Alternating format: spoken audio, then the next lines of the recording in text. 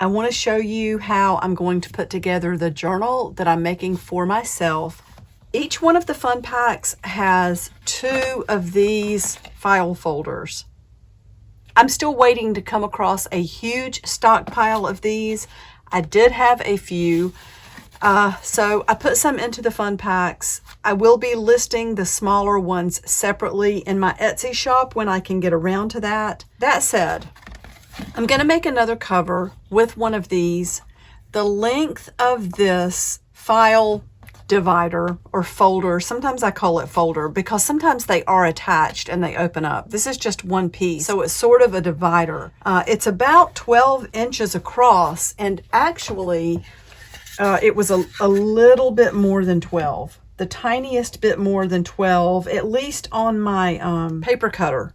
So what I did was measure this part to exactly 6 inches.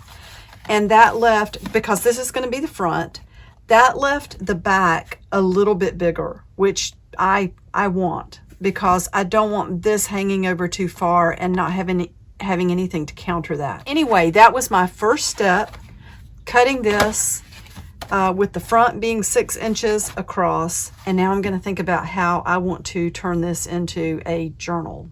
I have figured out the way I want to build the journal. We've already cut these, and even though fabric is going to be the spine, I want it to have a little bit of sturdiness because I'm going to sew the signatures onto a piece of fabric with my sewing machine, and I want this to be sturdy enough that the fabric is not sort of flopping or loose when I glue that into place, and you will see when we get to that point. But I did want to explain why I decided to cut, and this is double. Each kit has a large manila file folder, and it's double. I cut this a little bit shorter than the height of the book, and it's 3 inches wide because I want a 3-inch spine.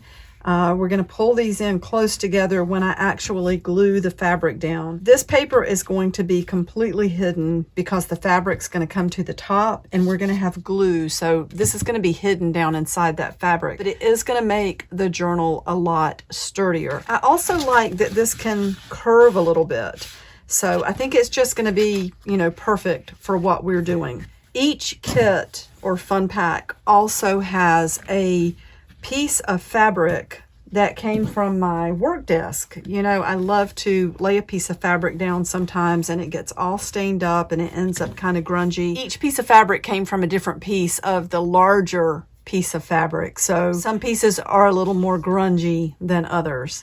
But what I am going to do, I've cut this fabric into a couple of strips. I'm going to have some left over. They're 5 inches across, and I've done this because I want to glue an inch worth on this side and on this side and leave 3 inches in the middle. And we're also going to glue a piece on the outside, and this is going to be glued underneath. So let's just go ahead and do that. Okay, it's gonna fold this way, and I want this rounded corner to be at the top. Something else I want to do is put a little bit of glue inside of this paper so it stays flat. I had a glue spill. That's why I had some on my finger there. So let's pull these in close together. Try to line them up the best I can, but I think everybody knows that I don't worry too much about perfection, although I am going to try to get that make it more straight across the bottom. And let me just lay this across the top here. So we've got an inch on this side, 3 inches in the middle, and then an inch over here. And I'm going to put some glue down. I really like tacky glue. I have had no problem with it holding fabric. So we're just going to go straight down here, and we're going to put some in here as well. And again, I'm going to, with this ruler up here, let's just pull this up to the top. I know I'm pulling up that piece of paper in the center. We'll slide it down. Actually, let's flip it over and add a bit more glue. Oops. Put this right in the center. And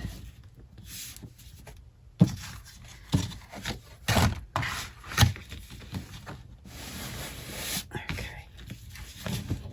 Now I can come back later and go up under the edges of the fabric. The main thing I'm trying to do is get this to be as even as possible without fussing too much about it. So that's going to be the outside. And let's do the same thing, only this, I need to go ahead and cut it to the right height. I never did that. So that leaves us some pieces left over to make tabs or whatever we decide to do. So I'm just going to do the same thing on this side. We're going to put glue up and down, going out about 1 inch. And this time when I put glue on the spine, I'm going to put a little bit at that fabric hanging over so that it closes up this piece of manila folder on the inside. Now, I'm not being as careful as I could be. Like I could spread this out, and especially here in the center so that we're not going to end up with ripples underneath the fabric.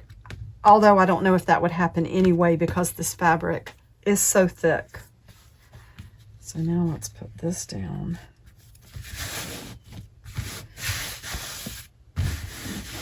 So how easy is that?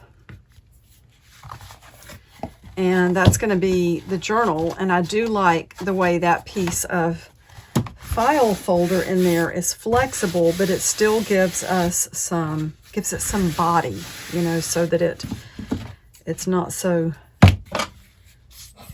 I don't know if it would even be flimsy, because I've made many journals like this without putting that in the center, but I kind of wanted to try that this time, just see.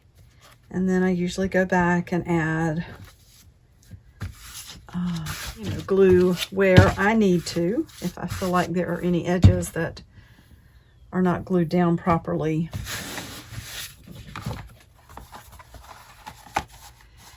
We could actually, oh, there's a little spot. When you fold it, you do see some places that need a little bit more.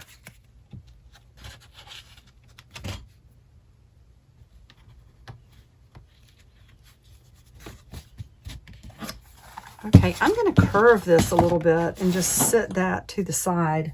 I want this to have 3 signatures, and again, I'm going to sew those in with the sewing machine. I turned off the camera while I was sorting some of the pages. This is how many I currently have folded to make pages. It ended up being 46, so I'm going to put 15 pages into each signature, except one's going to have 16 pages. This junk journal kit or fun pack has all sorts of fun paper in it that you can use for your junk journal.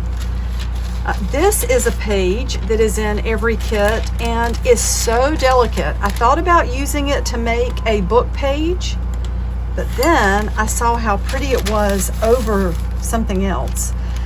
So I'm not sure yet. I'm not sure yet how I'm going to use this, but I may use it sort of as collage. I might use it over an image. I'm just going to wait and see, but I don't know. It really did. I thought about using, all right, so maybe I've talked myself into cutting this one shorter strip down to make a page, and we'll use the rest for collage. So I'm going to sort these into 3 signatures, and I will be back. Before I arrange the signatures, I did want to show you how I like to sort my papers. I've got 3 stacks, so I go through and pull out everything like, for example, all of this cream colored paper. I gave each one the same amount as much as possible. I did the same with the map pages, with pockets, with graph paper. And then when I get to things that maybe I only have one of, like the music sheet, I try to put something of the same weight or interest in the next one and the next one. So, you know, it makes each signature different, but they all sort of weigh and feel about the same. At this point, I'm going to sort the signatures the way that I want them. What I usually do is try to look at the height of the papers and kind of disperse the, you know, cream color paper or whatever throughout, so that we have, you know, like you don't have 5 pages in a row that are all plain. I may cut this piece down a little bit because I think it's fun to see some overlap. Overlap might not be the right word. Layering, I guess, would be more appropriate. So there we see a little bit at the top and the bottom. So I do just go through and pick up different types of paper so that, again, the plain paper is kind of distributed throughout. And once I have everything in place, I go back and fine tune things. Like I may end up with a couple of pieces that I don't really like side by side once it's all said and done. I also try to turn the pages so that they're all facing the same way.